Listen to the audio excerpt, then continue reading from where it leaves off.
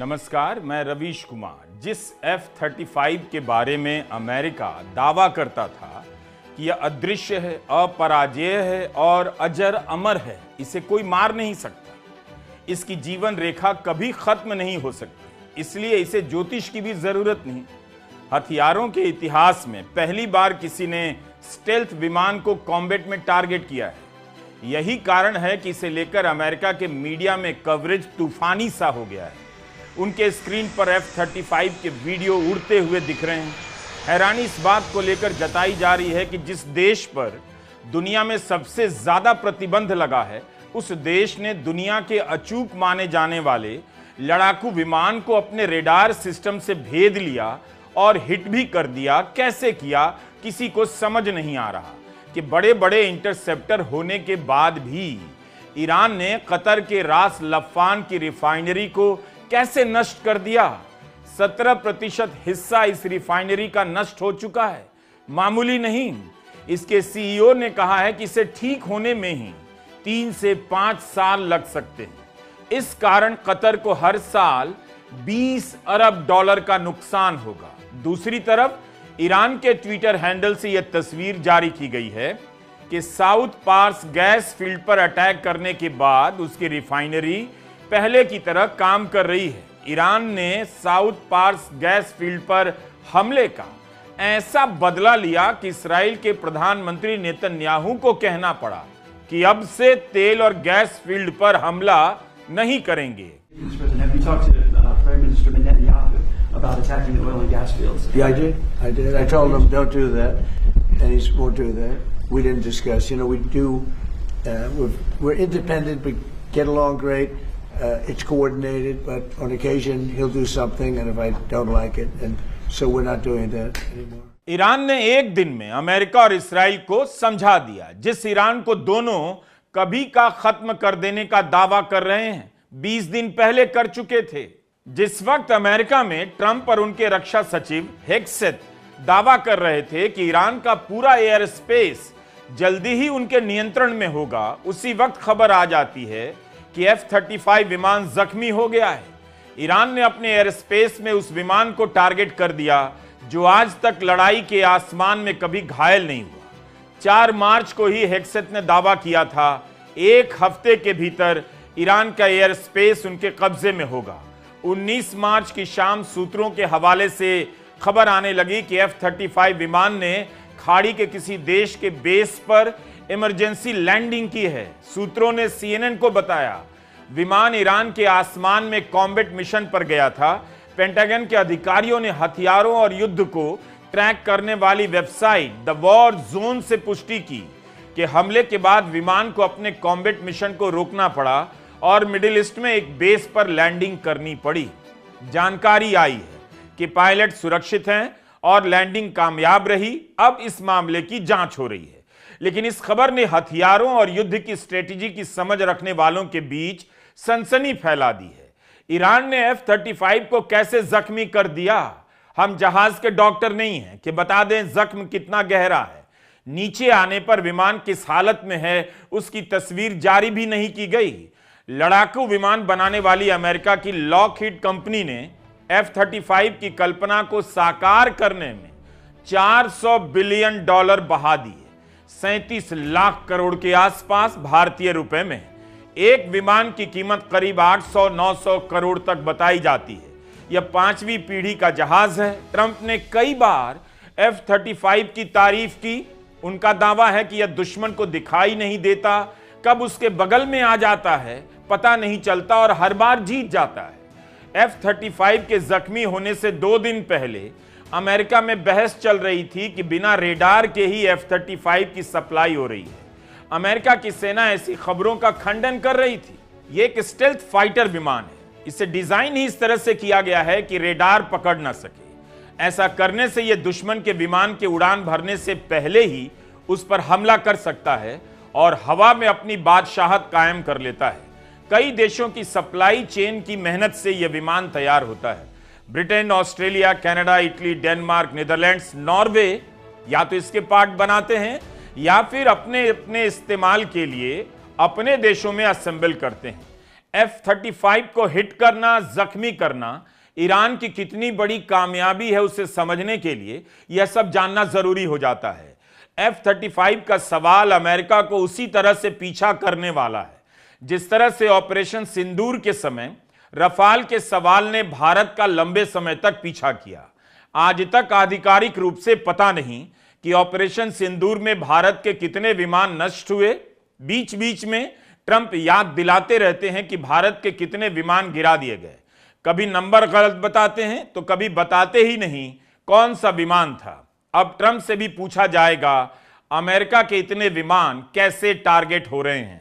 8 planes, 7 planes were shot down. An 8th was really badly wounded. But 8 planes were shot down essentially, and I said, "This is war." यह सवाल भी पूछ सकते हैं कि क्या ईरान ने तुक्के में ऐसा कर दिया या वाकई उसके पास ऐसा कोई सिस्टम है जिससे वो F-35 को टारगेट कर सकता है। तब फिर ईरान B-2 बॉम्बर को क्यों नहीं रोक सका जिसके इस्तेमाल से खार्ग द्वीप को टारगेट किया गया। क्या इसलिए कि B-2 बहुत ऊंचाई से बमबारी करता है? इसका जवाब खोजा जाना चाहिए। अमेरिका के लिए बड़ी बात है क्योंकि वह इन्हीं हथियारों के अपराजय होने के दम पर कहीं भी युद्ध लड़ने चल देता है। वह दुनिया के किसी भी देश को पड़ोस का प्लॉट समझता है जिसे जब चाहे कब्जाने निकल पड़ता है। क्या इस बार भी अमेरिका कहेगा कि दोस्ताना मुकाबले में, फ्रेंडली फाइट में F-35 जख्मी हो गया? F-15 सीरीज के 3 विमान जब जख्मी हुए तब अमेरिका ने यही कहा। KC-135 स्ट्रेटो टैंकर किसके हमले से गिरा इसे लेकर अभी तक कोई स्पष्टता नहीं है। अमेरिका कहता है कि ना तो यह दुश्मन के हमले में गिरा ना ही दोस्ताना हमले में, तो क्या इसका मूड था गिर जाने का? इस क्रैश में सभी 6 क्रू मेंबर मारे गए थे। हवा में विमानों में ईंधन भरने वाले 5 जहाज जख्मी हुए तब अमेरिका ने कहा कोई खास नुकसान नहीं हुआ। अमेरिका स्वीकार क्यों नहीं कर रहा है?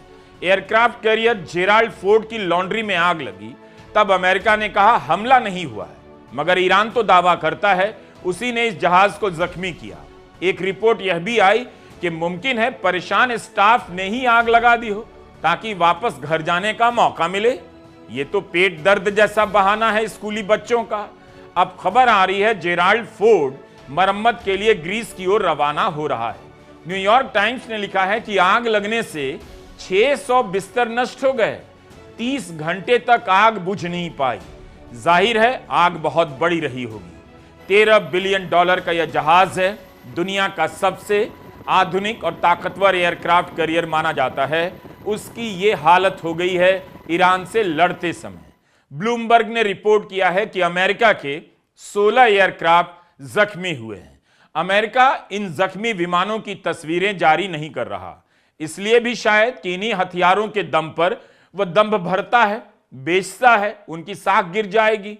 युद्ध में उसके हथियारों, विमानों का कम से कम नुकसान होता रहा है, लेकिन इस बार ऐसा नहीं है। ईरान ने अमेरिका के विमानों और एयरक्राफ्ट कैरियर को तगड़ा जवाब दिया। अमेरिका अपने शानदार एयरक्राफ्ट कैरियर के बाद भी स्ट्रेट ऑफ हॉर्मुज में अकेला नहीं जा सका। उस रास्ते की आवाजाही को चालू नहीं कर सका जिस जेराल्ड फोर्ड के दम पर दहशत मचाने वाला था। उसकी वापसी की खबर अमेरिका की सैनिक क्षमता की जीत तो नहीं हो सकती। एक्सपर्ट भी अमेरिका के दावे पर आंखें मूंद कर अब भरोसा नहीं कर रहे। कब तक अमेरिका इस सच को छिपाता रहेगा कि ईरान किसी गए जमाने के हथियारों से लड़ रहा है, बल्कि अब सबको दिख रहा है उसके हथियार कितने आधुनिक हैं और शातिर हैं। उसकी मिसाइलों को रोकते रोकते अमेरिका और इसराइल के एंटी मिसाइल रेडार खत्म होते जा रहे हैं। 19 मार्च को इकोनॉमिस्ट पत्रिका में एक लेख छपा है, are there enough missile interceptors. लिखा है कि अब ऐसा मानने के बहुत से कारण हैं कि इसराइल और खाड़ी के देशों में इंटरसेप्टर का स्टॉक कमजोर पड़ता जा रहा है। पश्चिम के एक्सपर्ट ने ईरान के हथियारों को कबाड़ समझना अब छोड़ दिया। ईरान के हथियारों का विज्ञान उन्हें हैरान कर रहा है और मिसाइलों के नाम भी। प्रेस टीवी ने 4 मिसाइलों की तस्वीरें जारी की हैं। इन पर लिखा है गजा के पत्रकारों के नाम। जिन पत्रकारों को रॉकेट लॉन्चर से गजा में मार दिया गया उनके नाम से मिसाइलें बने, शायद ही कोई पत्रकार ऐसा चाहेगा। इस मिसाइल पर लिखा है अबू उबैद की आवाज खामोश नहीं होगी अबू उबैद हमास के प्रवक्ता थे। इस मिसाइल पर लिखा है, सिनवार का मिशन जारी रहेगा। याह्या सिनवार हमास के चीफ थे, जिन्हें इस्राइल ने गजा में एक घर में ड्रोन के हमले से मार दिया। एक और मिसाइल है हिंद रजब के नाम। 6 साल की फिलिस्तीनी बच्ची थी हिंद रजब, जिसे इस्राइल की सेना ने मार दिया। इसी हिंद रजब पर एक फिल्म बनी जो ऑस्कर में भी गई और जिसके प्रदर्शन को भारत में रोक देने की खबर है, ताकि भारत और इस्राइल के संबंधों पर कोई असर ना पड़े। इस फिल्म को रिलीज कर देनी चाहिए। अगर 28 फरवरी को ईरान पर हमले से पहले प्रधानमंत्री मोदी इस्राइल का दौरा कर सकते हैं, इस्राइल के दौरे को नई दोस्ती का ऐलान बता सकते हैं, तो इस दोस्ती में इतनी जगह होनी चाहिए कि एक फिल्म के रिलीज होने से दोस्ती में दरार ना पड़े। हम अपनी कहानी से भटकते नहीं, बल्कि कहानी के रास्ते में जो कुछ भी मिलता है उसके बारे में आप दर्शकों को बताते चलते हैं। हर घटना का संबंध आगे पीछे की घटनाओं से होता है। हिंद रजब पर जो फिल्म बनी उसकी निदेशक ट्यूनीशिया की हैं। उनकी टीम में शामिल बाकी लोग फ्रांस और ट्यूनीशिया के हैं। फ्रांस का तो इस्राइल से संबंध खराब नहीं हो रहा, ना ही ट्यूनीशिया का। इस फिल्म की कहानी गजा की एक ऐसी घटना के बारे में बताती है जिससे पता चलता है कि इस्राइल की सेना का अपराध कितना बड़ा है। कैसे उसकी सेना के 24 सैनिकों ने 6 साल की बच्ची और उसके परिवार को 335 गोलियों से भून डाला। उसके परिवार को बचाने गए रेड क्रिसेंट के 2 कर्मचारियों को भी मार दिया गया। अब इसी घटना को आप ईरान के मिनाब में एक प्राइमरी स्कूल पर गिराए गए बम से कीजिए, जिसमें 160 से अधिक बच्चियां मारी गई थी। ईरान की रणनीति और हथियारों की बात होने लगी है। एक जगह यह भी पढ़ने को मिला कि अमेरिका ने दावा किया है कि उसने बंकर से उन जगहों को नष्ट कर दिया जहां पर ईरान की मिसाइलें रखी थी। अब कहा जा रहा है, हो सकता है ईरान ने ऐसे नकली बंकर बनाए हों जहां पर मिसाइलों के मॉडल रखे गए हों, ताकि दुश्मन को छकाया जा सके, धोखा दिया जा सके। इस तरह से चकमा देकर ईरान अपनी मिसाइलों के लॉन्चर की जगहें बदलता रहता है और इस्राइल से लेकर खाड़ी के देशों पर दागता रहता है। अल जजीरा में विश्लेषण छपा है कि इस्राइल पर ईरान का हमला आज भी उतना ही तेज है जितना युद्ध की शुरुआत के समय था। ईरान के नेता अमेरिका का मजाक उड़ा रहे हैं। ईरान के स्पीकर ने कहा है कि अमेरिका और इस्राइल ने दावा किया है कि ईरान के मिसाइल लॉन्चरों को 320% नष्ट कर दिया गया है, लेकिन उसके बाद भी ईरान मिसाइलों से लॉन्च किए जा रहा है और पहले से ज्यादा लॉन्च कर रहा है। तो अब अमेरिका को 500% मिसाइल लॉन्चर नष्ट करने का दावा करना होगा। ईरान के इस मजाक का मतलब है कि अमेरिका अपनी ही जनता से झूठ बोल रहा है कि उसकी मिसाइलों को नष्ट कर दिया गया है। अमेरिका जीत रहा है, यह सब झूठ है। 19 मार्च की रात ईरान ने अपने हमले का 65वां दौर पूरा किया। इस हमले में पहली बार नसरल्लाह बैलिस्टिक मिसाइल का इस्तेमाल हुआ। इसके अलावा गदर, खैबर, शिकन, कियाम और ज़ोल्फगार मिसाइल का भी इस्तेमाल हुआ है। युद्ध के तीसरे हफ्ते में 64 दौर के हमले के बाद भी ईरान नई मिसाइलें लॉन्च कर पा रहा है। कहा गया था उसके 80% लॉन्चर बर्बाद हो चुके हैं, लेकिन ईरान के हमले ने खाड़ी से लेकर इस्राइल की नाक में दम कर दिया है। अमेरिका और इस्राइल 22 दिनों से यही कह रहे हैं, अपनी सेना को जमीन पर उतारेंगे, लेकिन जमीन पर उतारने से पहले ही अभी तक अमेरिका के 14 सैनिकों के मारे जाने की खबर है और उसे एक हफ्ते में $12 अरब का नुकसान हो चुका है। ईरान के बारे में कहा जा रहा है वो एक साथ 100 मिसाइलें छोड़ता है। इसमें कुछ बैलिस्टिक होती हैं, कुछ क्रूज होती हैं और कई सारे ड्रोन होते हैं। ऐसा कर वह इंटरसेप्टर को चौंकाता है। इस्राइल के इंटरसेप्टर रोकने में कामयाब भी होते हैं, मगर कुछ मिसाइलें और ड्रोन इंटरसेप्टर को पार कर अपने टारगेट पर पहुंच जाते हैं। एबीसी न्यूज चैनल ने सैटेलाइट से एनालिसिस कर रिपोर्ट किया है कि ईरान ने अमेरिका और उसके सहयोगी देशों के रेडार साइट्स पर 10 बार हमला किया। ताजा हमले में ईरान ने इस्राइल के हाइफा की रिफाइनरी और दक्षिण में अशदोद की रिफाइनरी पर हमला किया है। इस्राइल का कहना है हमले में खास नुकसान नहीं हुआ। हमले के कारण कुछ देर के लिए बिजली चली गई, जो थोड़ी देर बाद बहाल कर दी गई। हाइफा इस्राइल के लिए काफी महत्वपूर्ण बंदरगाह है। इसके बारे में सरकारी दावे ही हैं, किसी को पता नहीं यहां कितना नुकसान हो चुका है। बेन्यामिन नेतन्याहू नौरोज की शुभकामनाएं देने के बाद ईद मुबारक कह रहे हैं। जब भी प्रेस के सामने आते हैं कहना नहीं भूलते, अभी तक जिंदा हूं और आपके सामने हाजिर हूं। 28 फरवरी के बाद से नेतन्याहू ने दूसरी बार प्रेस कॉन्फ्रेंस की। ईरान के साउथ पार्स गैस फील्ड पर हमले से ट्रंप बौखला गए। उन्होंने कहा अमेरिका को पता नहीं था। नेतन्याहू ने कहा गैस फील्ड पर हमले का फैसला अकेले इस्राइल ने किया और राष्ट्रपति ट्रंप ने हमें आगे ऐसे हमले करने से मना कर दिया है, हम नहीं कर रहे हैं। जब इनसे पूछा गया कि क्या इस्राइल ने अमेरिका को युद्ध में घसीटा है तो नेतन्याहू ने सीधा जवाब नहीं दिया। यही कहा कि क्या ट्रंप को कोई यह बता सकता है कि उन्हें क्या करना है। उन्होंने कहा कि अमेरिका लीडर और इस्राइल उसका सहयोगी है। I don't think any two leaders have been as coordinated as President Trump and I. He's the leader. I'm, his ally. America is the leader. Israel is, as the National Security Memorandum described us, I think a month ago, 6 weeks ago, I think something like that. They called Israel the model ally. बताइए, America को बिना बताए gas field पर हमला करते हैं और खुद को उसका मॉडल सहयोगी बता रहे हैं। ना तो कोई ट्रंप को बता सकता है कि क्या करना है, ना कोई नेतन्याहू को समझा सकता है कि क्या नहीं करना है, मगर दोनों मिलकर ईरान पर हमला कर रहे हैं। यह कोई भी देख सकता है। कभी अमेरिका कहता है युद्ध जल्द खत्म होगा तो कभी इस्राइल। ट्रंप के युद्ध सचिव पीट हेग्सेथ कह रहे हैं युद्ध कब खत्म होगा इसके लिए कोई टाइम फ्रेम नहीं, लेकिन नेतन्याहू कह रहे हैं युद्ध जल्दी खत्म हो सकता है। ऑपरेशन रोरिंग लायन के 3 उद्देश्य बता रहे हैं: परमाणु खतरे को खत्म करना, बैलिस्टिक मिसाइल के खतरे को खत्म करना और ईरान के लोग अपनी आजादी हासिल कर सकें उसके लिए माहौल बनाना। ईरान पर बम भी गिरा रहे हैं, ईरान के लोगों की आजादी की बात भी कर रहे हैं।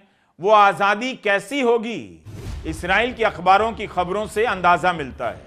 टाइम्स ऑफ इस्राइल की एक रिपोर्ट कहती है कि इस्राइल के अधिकारियों ने अमेरिकी राजनयिकों से कहा है कि जब ईरान के लोग सड़कों पर उतरेंगे तो उनका कत्लेआम होगा। ईरान की IRGC ने कहा है कि वे लोग बेसब्री से अमेरिकी मरीन का इंतजार कर रहे हैं। ईरान की लीडरशिप टिकी हुई है, उसके हमलों की रणनीति से नहीं लगता कि वहां फैसले लेने वाले नेताओं की कमी हो गई है। ईरान लगता है किसी एक नेता के सहारे नहीं बैठा था। ईरान के गैस फील्ड पर हमला कर इस्राइल विजेता बना घूम रहा था। एक दिन के भीतर नेतन्याहू को सामने आकर कहना पड़ा अब टारगेट नहीं करेंगे। ईरान के विदेश मंत्री ने कहा हमने जो जवाब दिया है वो हमारी ताकत का छोटा सा ही हिस्सा है। हमने अभी तक सब्र किया क्योंकि हमला कम करने की गुजारिश की जा रही थी। अब अगर दोबारा हमारे इंफ्रास्ट्रक्चर पर हमला हुआ तो हम खुद को भी नहीं रोक पाएंगे। दुनिया भर में आम आदमी आने वाले कई महीनों तक इस युद्ध की कीमत चुकाएगा। कई देशों का आम आदमी। 20 मार्च को कुवैत के मिनाल अहमदी ऑयल रिफाइनरी पर ड्रोन से हमले की खबर आई। कुवैत की सरकारी मीडिया का कहना है ईरान ने ड्रोन से रिफाइनरी पर हमला किया, आग लगी मगर कोई मरा नहीं। रिफाइनरी के कुछ हिस्सों को बंद कर दिया गया है। आज ही बहरीन के गृहमंत्री ने कहा कि ईरान की मिसाइल से निकले छर्रे के कारण वेयरहाउस में आग लग गई जिस पर काबू पा लिया गया है। उधर ईरान ने कहा है कि इस्राइल सऊदी अरब के अरामको के प्लांट पर फॉल्स फ्लैग हमला करने की तैयारी में है, यानी खुद हमला करके ईरान पर आरोप लगा सकता है। तो हर तरह से खाड़ी के देशों की नींद उड़ी हुई है। गोल्डमैन सैक्स का दावा है कि युद्ध के कारण, ध्यान से सुनिए, तेल के दाम 2027 तक $100 से ऊपर रह सकते हैं। ईरान के हमलों के बाद बेंचमार्क ब्रेंट क्रूड का दाम $119 प्रति बैरल के पार पहुंच गया। लेकिन जब खबर आई कि जापान और यूरोप के देश होर्मुज से जहाज पार कराने में मदद करेंगे तो उम्मीद बढ़ी और दाम कुछ टिके हैं। होर्मुज पर कनाडा, जापान और यूरोप के देशों ने साझा बयान जारी किया है जिसमें ईरान के हमले की निंदा की गई है। इन देशों ने कहा है कि होर्मुज को सुरक्षित बनाने के लिए वे उचित सहयोग करने के लिए तैयार हैं। लेकिन इस बयान में अमेरिका और इस्राइल का नाम तक नहीं लिया गया। इस बयान में युद्धपोत भेजने की बात नहीं है, कूटनीतिक सहयोग का इशारा नजर आता है। इन सब के बीच दुनिया का दिमाग अमेरिका के इस बयान से घूम गया है, बल्कि घूमता ही जा रहा है कि वह ईरान के तेल पर लगाए गए प्रतिबंध को हटा सकता है। जिस ईरान को खत्म कर देना चाहता है उसी से प्रतिबंध भी हटा रहा है। रूस के तेल से प्रतिबंध हटा चुका है। अब अमेरिका के ट्रेजरी सचिव स्कॉट बेसेंट कहते हैं ग्लोबल खरीदारों को तेल की सप्लाई मिलती रहे, इसके लिए समुद्री जहाजों पर लदे हुए ईरान के तेल से भी प्रतिबंध हट सकता है। इतनी मेहरबानी अमेरिका क्यों कर रहा है? किसके लिए? ईरान ने तो नहीं कहा प्रतिबंध हटा दो। अमेरिका को धंधे की नजर से देखना मत छोड़िए। खबर आई कि अमेरिका ने खाड़ी के देशों को $23 बिलियन का हथियार बेचने का करार किया है। अकेले यूएई के साथ $7 अरब का करार किया है। खाड़ी के देशों ने चेतावनी जारी की है कि ईद के लिए लोग बाहर ना निकलें। ईद की नमाज इमारतों के अंदर ही पढ़ी जाएगी, खुले में लोग जमा नहीं हो सकते। कतर, कुवैत और यूएई में आदेश जारी कर दिया गया है। भारत के लाखों लोग ईद के अवसर पर वहां से लौटते हैं, वो इस बार नहीं लौट पाएंगे। उनके परिवार के लोग चिंता में डूबे रहेंगे। इस युद्ध की मायूसी कहां कहां तक फैली है हम अंदाजा नहीं कर सकते। आप सभी को ईद मुबारक। अपना अपना ख्याल रखिएगा। ब्रिटेन के प्रधानमंत्री कह रहे हैं लोगों पर महंगाई का असर पड़ने लगा है और वे समझ रहे हैं। भारत के प्रधानमंत्री मोदी का इस तरह का भी कोई बयान आया हो तो आप जरूर सर्च कर लें। भारत का शेयर बाजार 20 मार्च को ऊपर गया, लेकिन $1 93 के पार चला गया। अब रुपए की कमजोरी पर राजनीति बंद हो गई है क्योंकि जनता ध्यान नहीं देती। लेकिन इसका मतलब यह नहीं कि अर्थव्यवस्था पर असर नहीं पड़ रहा। इंडियन एक्सप्रेस में रिपोर्ट छपी है कि गुजरात में सिलेंडर नहीं मिलने से मजदूर गांव लौट रहे हैं। सूरत की कपड़ा फैक्ट्रियों में काम करने वाले मजदूरों के पास सिलेंडर भरवाने के पैसे नहीं बचे। रिफिलिंग सेंटर पर 500 की गैस 2500 की हो गई है। यह सब छपा है। कई दिनों से मजदूर गांव जा रहे हैं। फैक्ट्रियों को हफ्ते में 1-2 दिन काम बंद करना पड़ रहा है। गुजरात के ही मोरबी से खबर है कि यहां की सिरेमिक फैक्ट्रीज 1 महीने के लिए बंद हो गई है। इन्हें चलाने के लिए कच्चे तेल से निकली प्रोपेन और नेचुरल गैस चाहिए। दोनों की सप्लाई बाधित है। भारत सरकार कहती है सिलेंडर और तेल की कोई कमी नहीं। बीबीसी ने अपनी रिपोर्ट में लिखा है कि मोरबी की सिरेमिक फैक्ट्रियों के बंद होने से 4 लाख वर्कर के जीवन पर असर पड़ा है। जीवन पर असर पड़ना क्या होता है? क्या 4 लाख लोगों का काम चला गया है? क्या 4 लाख लोगों को सैलरी नहीं मिल रही? तो यह बात साफ साफ लिखी जा सकती है। फाइनेंशियल एक्सप्रेस की रिपोर्ट भी साफ साफ नहीं कहती कितने लोगों का काम बंद हो गया है।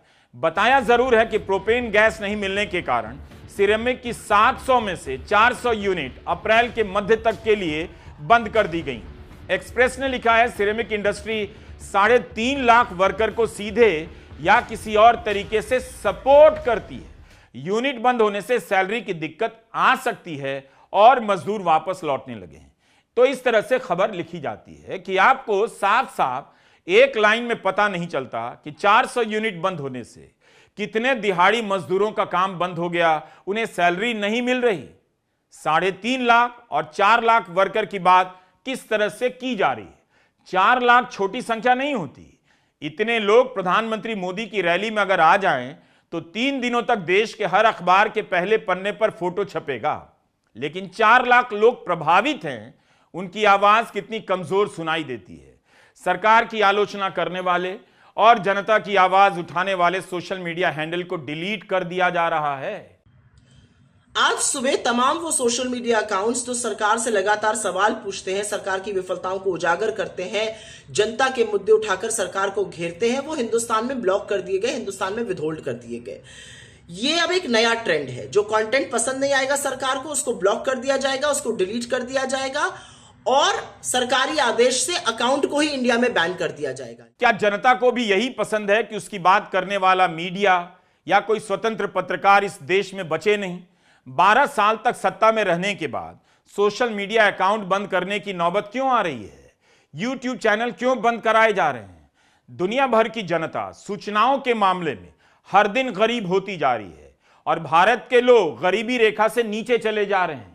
आपके पास सही सूचना नहीं है तो आप लिखकर पर्स में रख लीजिए, आप नाम के जिंदा हैं। बस इतने ही कि मुर्दा हो जाने की घोषणा अभी नहीं हुई है। नमस्कार, मैं रवीश कुमार।